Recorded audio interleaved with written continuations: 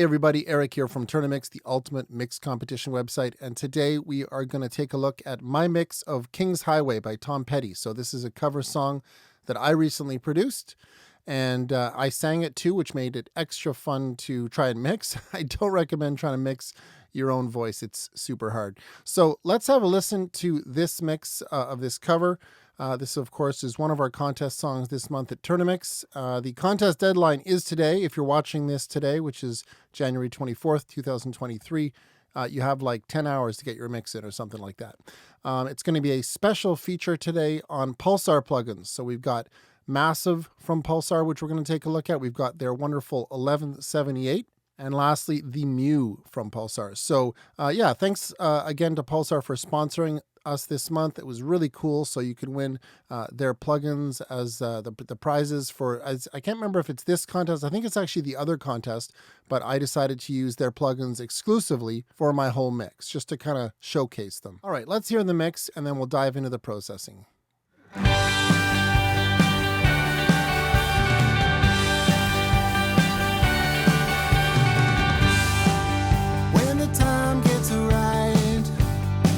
I'm gonna pick you up and take you far away from trouble, my love, under a big old sky, out in a field of green.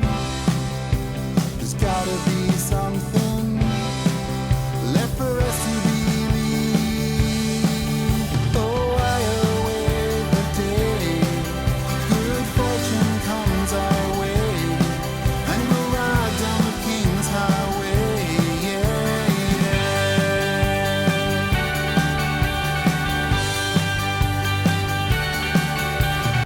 All right, so again, that was my cover of Tom Petty's King's Highway. And, you know, if you don't know this song, like here's a quick snippet from the actual version by Tom Petty.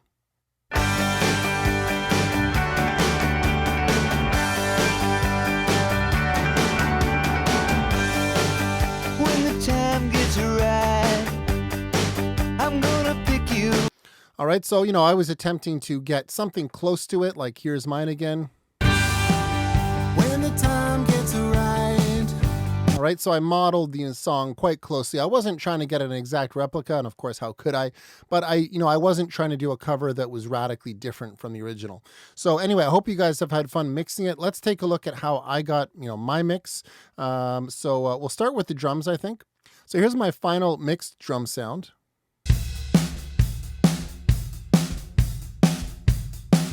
Okay, I did use samples. I brought in a couple of very subtle samples that sound like this. Okay.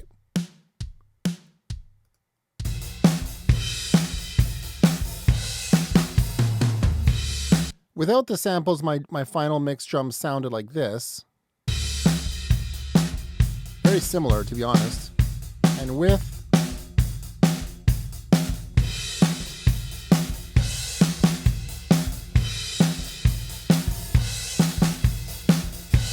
so you can hear the samples played a very, very small role in my sound. I actually did my best to avoid them because I thought, you know, Tom Petty wouldn't approve.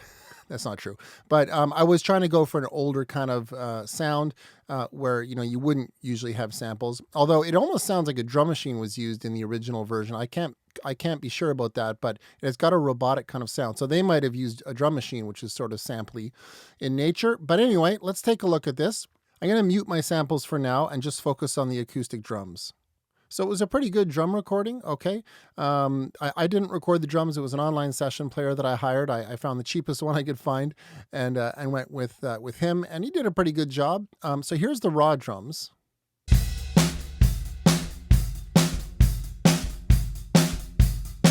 That's literally no processing whatsoever. So you can hear it's a nice recording. And so I didn't have to do a whole lot to them. I think I started with the overheads, and all I did with the overheads is compress them a bit with the Mew from PULSAR. See a little bit of compression, not much. I didn't do any EQ. Okay, slow attack. Actually, kind of a fast attack. Fast release is what I meant.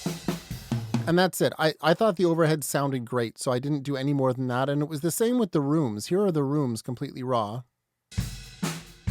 Okay.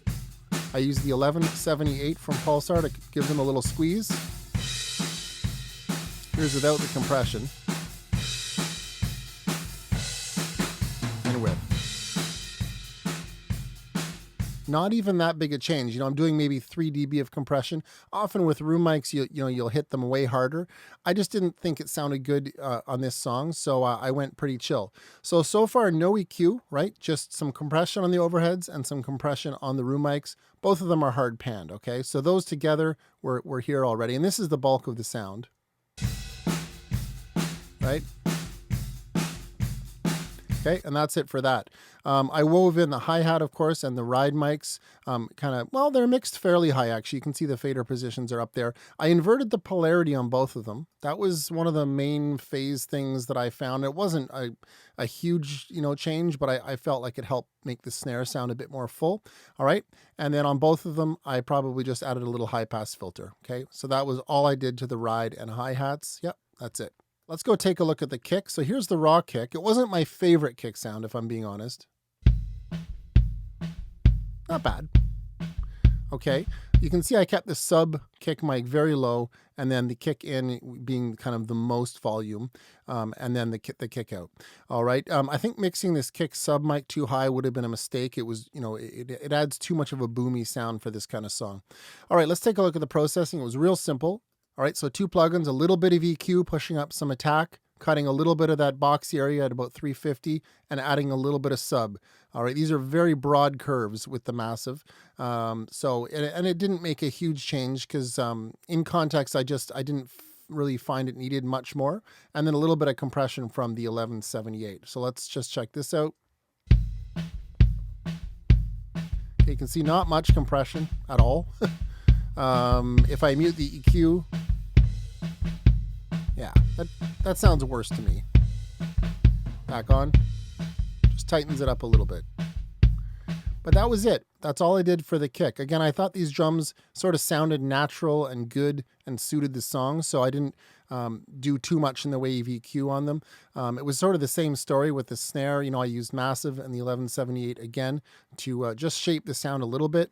You can see here pushing up some body. This is actually pretty low, 125.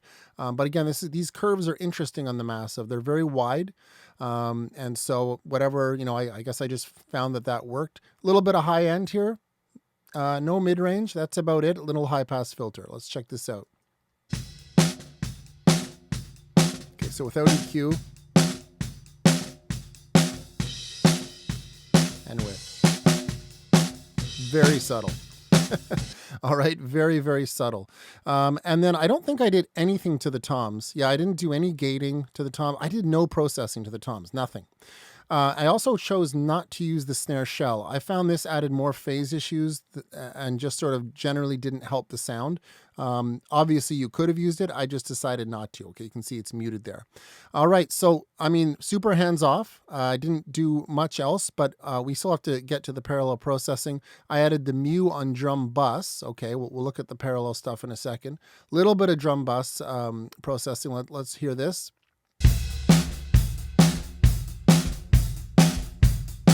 Okay, so I've got a super slow attack just to let the transients through and a fast release, and I've got the internal side chain set to 200. So this means that the compression is not going to be reacting to the kick. All right, so if I turn the compressor off here, we're probably not going to hear a big change, but it adds a bit of glue. So here's without.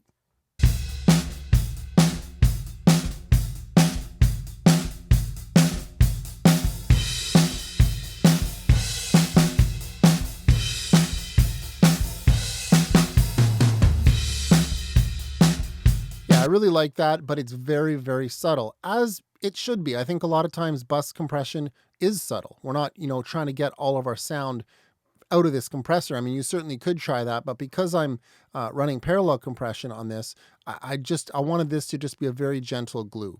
All right, so lastly, the parallel compression. And part of the reason why I didn't do much compression on all these tracks, you remember the compression on the kick and snare was very, very gentle, 1 or 2 dB, is because I'm running this parallel stuff. So all of these sends number 17 here, you can see them from basically every drum component, is sent over to my drum crush. So let's just check that out. So here's the drum crush on its own.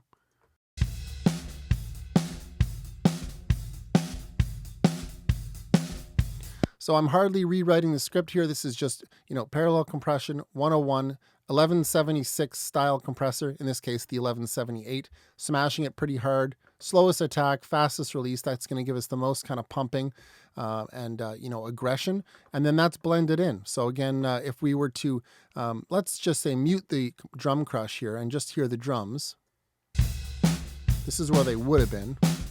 And if I unmute it, that's where all the power comes from. It's without and with. And that was all I did for the drums. Now, the reason I brought in the samples, there was a very good reason. With a natural sounding song like this, if you're going to bring in samples, you should be trying to weave them in kind of subtly. Now, obviously, that's just my opinion. Okay, you can bring in big, bold samples if you wanted to. But for me, I wanted to bring in samples that you couldn't really hear. Now, when I listen to the snare, the one thing I don't love about this snare is there's not a lot of top. Okay, there is a top mic here, but if you listen to it, just the top mic, I don't know, it just didn't sound quite solid enough to me. And I wanted more of this kind of sound here, this kind of, just like a solid, dull thud, right? So if I listen to the acoustic snare and solo again and bring in the sample snare, so here's soloed with no sample. I'm gonna solo this along with it in a second. See that change? It's really subtle. Here's without again.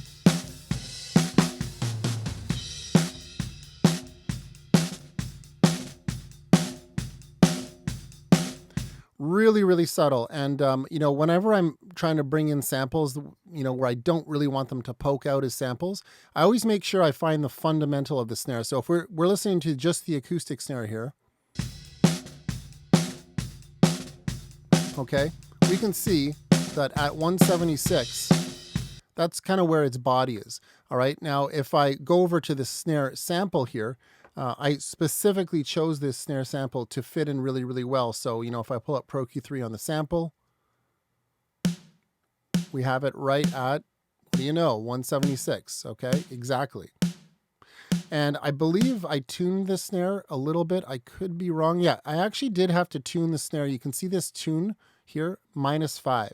So whether this really mattered, especially since I had my sample so low, I don't know, but I always like to tune my snares to be pretty much bang on with the original snare, especially if, again, I'm not replacing the snare, I'm just augmenting it, okay? So tuning is an important part of snare sample replacement or augmentation. Okay, so that was that. Then we have this little kick sample that I brought in. Again, you can see the faders are incredibly low.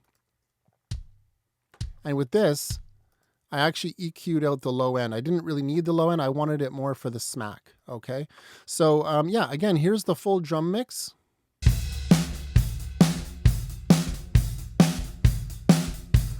And really the only other thing I did was clip the drums. So I have my drum bus here, okay, and my drum crush outputting bus 18, which comes over to my all drums, okay? So all the drums end up here, and I'm just clipping it gently. Well, maybe not even. Let's see how much it's clipping. Pretty hard, actually. Harder than I realized. I only just realized how hard I'm clipping it. Yeah, that's where I ended up. We can see, 4 or 5 dB of clipping. Usually I don't clip my drums at this stage more than, say, 2, maybe 3 dB. So probably my drums crept up a little bit and I was hitting this harder than I intended. But I think it sounds all right. It's not distorting, so I'm just going to leave that. Now in the chorus, there were some tambourines. And of course, they don't really need mixing. These are looped tambourines. That I didn't play these because I couldn't. And I'm just panning them off a bit with Logic's directional mixer, okay? I kind of thought they sounded a little too up the middle without the panning. That's where they were, okay? And I wanted to kind of spread the chorus out a bit. So I brought those in to pan those off. Why am I using a directional mixer instead of the pan pot? Well, in Logic for stereo tracks, this preserves the full signal. When you pan a stereo track using the pan pot in Logic, it actually removes part of the signal. Little tip for Logic users there. I'd read up on that if you weren't familiar with that already. Let's bring in the bass here. Let's go back to the verse and just bring in the bass. This was me playing bass. First time I've ever played bass on a song. Pretty easy bass line though.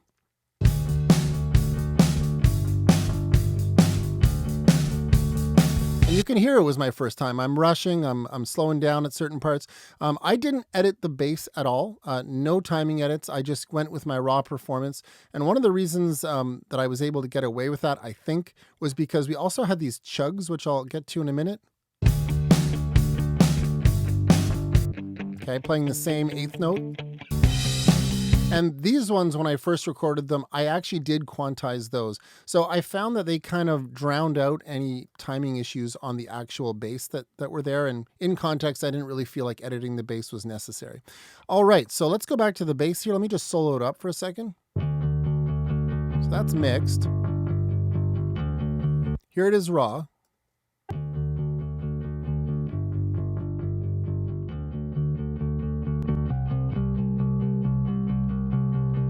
Let's check this out. So all I really did here is high pass at, what are we at here? About 60 hertz, okay, and some compression. This is what I started out with, and there is one more plugin. I'm going to mute that for a second.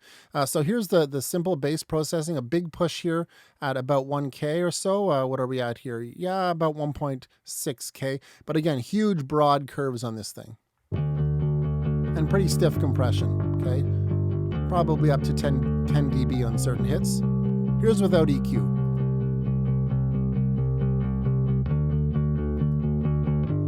Yeah, the EQ really helps. It sounded a bit tubby, for lack of a better word, just a bit undefined. Turn it off again. You'll just hear it sounds a bit, yeah, tubby is the best word I can come up with.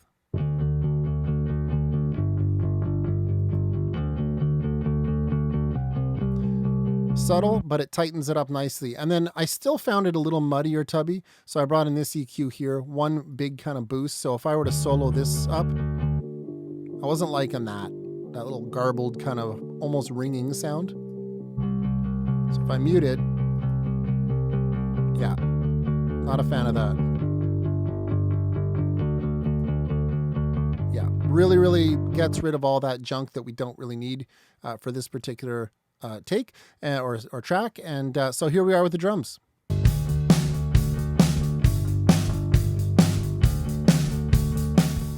All right, let's move on to the acoustic guitars.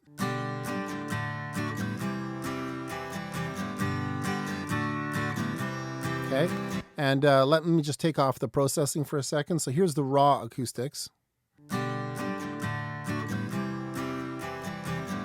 Now, actually, before I continue, I want to point something out. You'll notice the title here is Kings Highway Speed Mix. Now, the reason I called it that is I actually did a full other mix in another session that kind of nearly drove me crazy. I kept going around in circles. And eventually I decided to completely ditch that mix and to do a speed mix. This is something I do often with myself, where I give myself about half an hour to an hour max to mix a song, because sometimes I find it gets me the best results. And so when I first pulled up all these tracks, I actually went to my all instruments bus. So that houses all the instruments. Whoops, right now I've got them all muted, but every single instrument that isn't drums, bass, or vocals runs through this. And I actually did a really big boost to the mid-range on all the instruments. Okay, this is like the first thing I did. Because again, I was speed mixing. And I also did a high pass at about, what is it at here? About 73 hertz, okay? So this shapes every instrument in the session, and I wanted to point that out. We've got, you know, like 8 dB at about 2K, all right? So like if I turn this off, this is the true raw acoustics. You can hear they're a bit dark, right?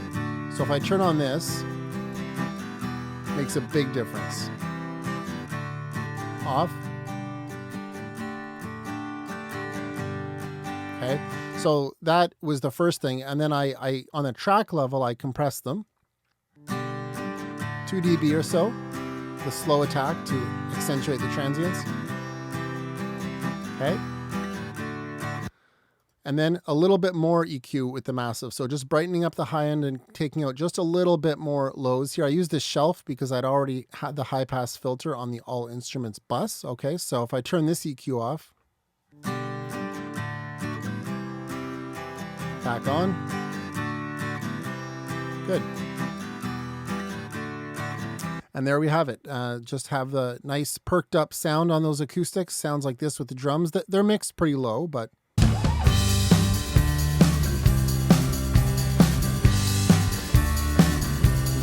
we also had these Nashville acoustics, which, again, we're running through that EQ I just showed on the all instruments bus, and all I did was compress them.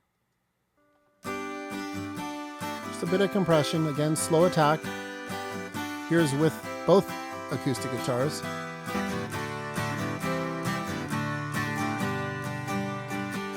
Okay, but again, if I turn off this massive EQ over here, if I just turn this right off, quite a bit darker. Back on.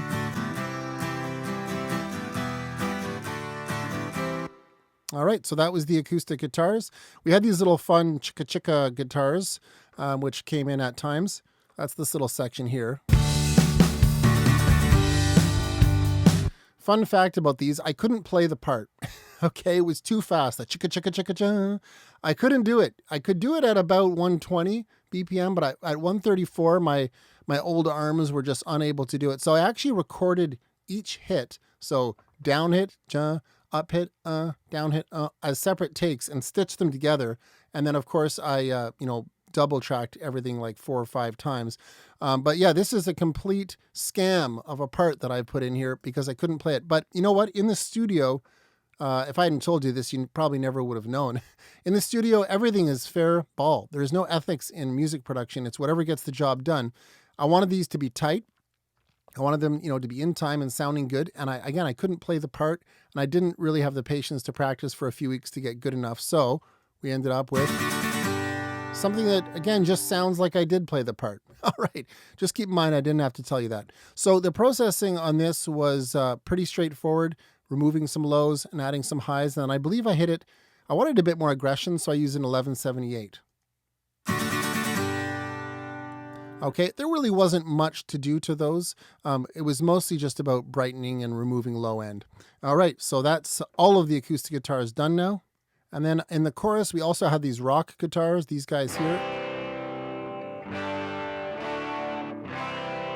All right, now they already had the big mid-range push on the all instruments bus, but I also removed a little bit more low end from them, okay? And maybe added just a little bit more mid-range here. You can barely see that this is on, but if you look at the gain knob here, it actually is on. All right, so yeah, these are going through those 2 EQs. This EQ didn't do too much, but without it, just gets a bit, actually in solo it sounds better because it sounds more full, but with everything playing I found that I didn't need this low end here. Remember, I'd already high passed over on the all instruments. All right, so that was the rock guitars. I didn't need to compress those. You can see, the waveform is already very compressed. They were through some sort of overdrive pedal. I can't remember exactly what we used. All right, so we had those going on. What else did we have? There was all these pad kind of elements, which I won't really show. Well, there's actually nothing to show. Okay, so we had all of these, which, really just needed to be balanced. I suppose you could have maybe filtered them, which actually I did because, again, they ran through my group bus, which I've shown already. So those were just put in, just balanced in.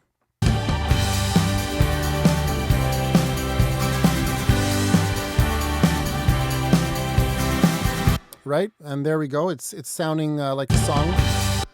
Sounding like a song now. What else do we have here? Let's go check it out. We had the rakes that played through the entire song. And honestly, they didn't really sound like they needed anything, other than the mid-range push that affected all the instruments. I did compress them a little bit. Like a very little bit. Okay, those sort of already sounded really good. There were other rakes. There's these chugs too, which I mentioned earlier. They went through some EQ for sure. I mute the EQ. and some compression. You know, I must say, like, all of the parts in this song, they shipped pretty much mixed ready for the most part. I mean, we have that huge mid-range boost that I added to all the instruments, but like for the most part, these were pretty good tones. I don't think they needed to be radically shaped or changed, you know, in a major way. Like here's the 12-string electric rakes. Like these I don't think I did anything. I just compressed these guys here, right?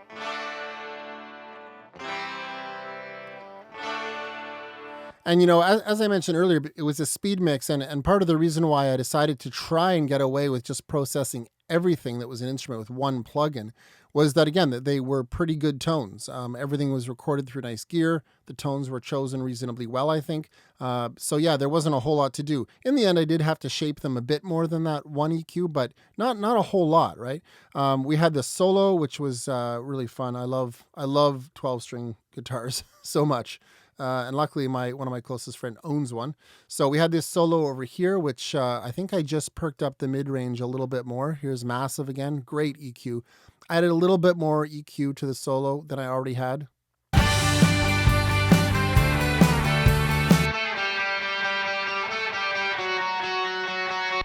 And fun fact about this, I mean, if you've mixed this song, you can already sort of see it here. But we did have access to a 12-string guitar, which was these guys here.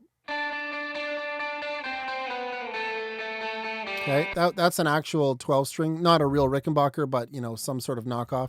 But it was a little out of tune, like, or it just didn't quite sound strong enough. So then I used my Strat, my 6-string guitar, to kind of reinforce it. So I added the low part, because of course a 12-string is just octaves, right? So I added the low part on a 6-string guitar and a high part. So this kind of emulates a 12-string, and I just used it as support to kind of, you know, just wash over the original thing that we had. So, you know, I could have even just used the 6-string emulation like this. Sounds all right, but I think with the actual 12-string, I don't know, I like the blend of all of them.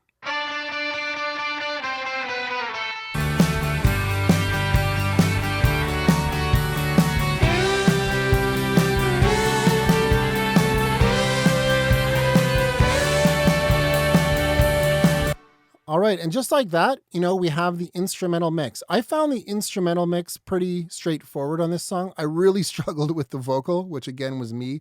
My voice is kind of soft in nature. It doesn't have a lot of definition or grit or bite to it. So I've always had a hard time making my voice cut through a mix. Now, I like the way I sang it for the most part, but it was a challenging vocal to mix, even though it was tracked through a really nice mic. I mean, if we listen to the raw vocal, let's just take a look at the vocal. Now, let me mute all my processing. Let's just hear the raw recording. When the time gets right, I'm gonna pick you up. Yeah, I don't mind saying that sounds really good raw. Like, that is a good recording. I'm using a Stam 251 tube mic, so it's an emulation of an Elam 251. Excellent mic. I've recently purchased a Great River preamp, which I ran it through. So great signal chain. I'm in a reasonably treated room here, although it's kind of a small room. It's a good source, but with everything playing and just with the way that I sing, I found it really challenging to make my voice stand out, especially with all these double-tracked instruments that it was kind of fighting over. Anyway, in the end, I got something that I thought worked pretty well. Here's completely mixed in solo. When the time gets right, I'm gonna pick you up. Here's without the effects. And take you far away from trouble, my love. All right, so, and of course, everything that I've shown so far is also running through my mix bus chain, which we'll come to in a second. Let's take a look at the vocal processing. The last plugin in the chain was just 0.5 dB of gain, so I'm gonna leave that on. Let me turn all the plugins off, all the effects off, and we'll just sort of build this up. So again, here's the raw vocal. When the time gets right. You know, in solo, it almost sounds like it doesn't need anything. And I truth be told, I didn't do a whole lot to it. You can see with EQ, you know, I high passed, I pulled out a little bit of low end here. It looks like at about 200 hertz. That's kind of where the fundamental of my voice was sitting. All right, so I pulled that out. It looks like I added a dab of mid-range here. You can barely see it, but I've got, you know, a little bit of 2K pushed up, and a small dip here at about 400. But really I'm just perking up the high end and cutting low mids a little bit. In solo, this probably is going to sound worse. Let me turn it off. When the time gets right, and on. I'm gonna pick you up. Actually, it doesn't sound worse. It just sounds very, very similar, to be honest. This EQ is incredibly smooth, really sweet. The high end is great on it. You can see it's a pretty big high end, but it doesn't sound harsh or wispy at all. All right, so that was my EQ, real simple. And then I ran through 2 stages of compression. So we'll take a look at these guys here. When the time gets right, I'm gonna pick you up. Okay, so instead of an 1176 into a two-way, I've got an 1178 into the mu. Really, really nice compressors. They work great. We've probably got 6 or 7 dB of compression total here. And that was kind of where I left it for a while. Eventually, I added some de-essing, okay? Quite a bit of de-essing, actually. The LM 251 is known as a bright mic, and the stem really captured it well. So it's a fairly bright sound that I had, so I did that.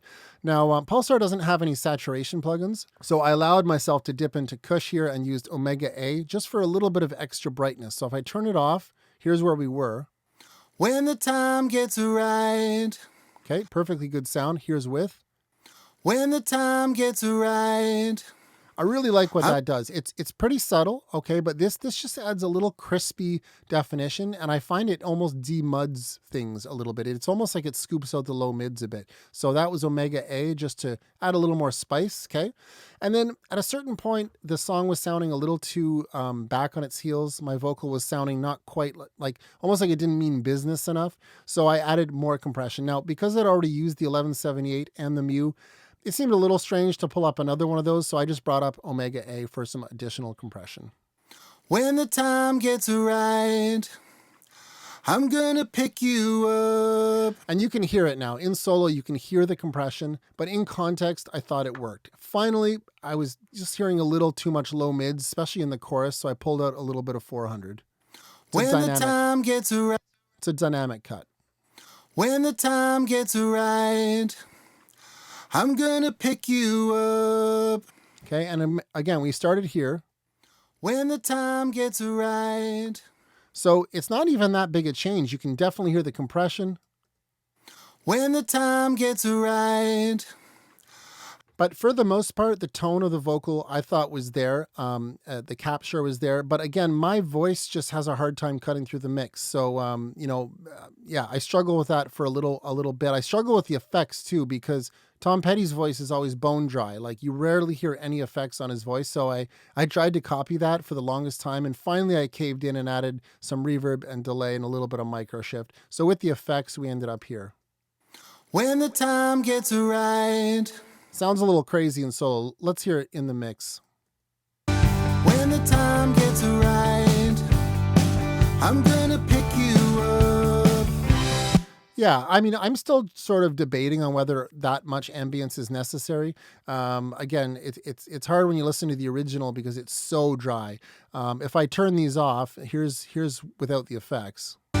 When the time gets right, I'm gonna pick you up. And to be honest, it does make my voice stand out a bit more. It's less washy that way. So I still haven't decided which I prefer. Maybe I'll go with less effects or none. We'll see. I'm still kind of chipping away at this mix. All right. So that was the vocal. I mean, the harmony vocal is hardly worth showing. It's honestly, I just copied these plugins over. So I won't bother showing that. But let's take a look at the mix bus. So these were the 4 plugins that I used. The first 2, we've got the Massive and the Mu. These are ones that I basically mixed into. So I think the first plugin that I added to my mix, at all was this one here. And, I used the high band and the mid band to just perk the whole mix up. Okay. It also looks like you can barely see it here, this green band, but I am cutting a little bit of mud at about 370, let's say. Okay. So this was kind of what I mixed into. If we watch the compressor working here. And take you far away from trouble, my love, under a big old sky. Right, so we're doing about 2 dB of compression. And I feel like I show this in every video, but similar to my drum bus, I do have the internal sidechain engaged all the way up to about 148 hertz. So this makes the compression far more transparent. Okay, so we had those two going on from the start. And then near the end of the mix, these last two were more like kind of, I guess, mastering, if you will, or last minute moves. So I used the SPL Vitalizer here to widen out the mix. And you can't really see it here. I have the process knob dialed up like unbelievably subtly. So think of this as just a high shelf, okay? A little bit of extra high end. Finally, I did a little bit of a push here. Despite all the guitars, this production had a little bit of a lack of kind of 800 hertz to 2K. Okay, and I also scooped out a bit of low mid. So if I were to turn off, like, say, all 4 of my mix bus processors, I'll leave my limiter on. This was just my final limiter. So this is kind of where the mix would have been without the mix bus stuff happening. When the time gets right, I'm gonna pick you up. You see how different that sounds? Let me turn it all back on. When the time gets right, I'm gonna pick you up and take you far away from trouble, my love, under a big old sky, out in a field of green. There's gotta be something left. Right? Similar, but better. Just kind of perks everything up, makes everything sound, yeah, just more mixy, more finalized, you know? Oh, I had my effects off. Maybe I should just turn those effects off. We'll see. All right. So yeah, that was the full mix. You can tell this was a speed mix because of the small amount of processing that I did. My original mix had a lot more plugins and sounded worse. I'll replace my mix that was posted all month, by the way, guys. If you're a TOURNA-MIX member, what's posted right now is not the mix that I'm showing in this tutorial, okay? It was just a mix I did earlier in the month that I was never really happy with. So yeah, that's the full mix. You know, I'm really enjoying these PULSAR plugins. They're very intuitive to use. They're real broad and just easy, and they sound great. They really do. So big shout out to PULSAR again. I'm super stoked to be offering their plugins as our prizes this month. And yeah, we're gonna I guess the submission deadline is basically in a few hours, so I'm really curious to see how the voting goes this month. Yeah, so if you're watching this, thanks so much for tuning in. I hope you learned something. There's a link in the description below to PULSAR and to my website, TOURNA-MIX. So go check that out. We'll talk soon. Take care.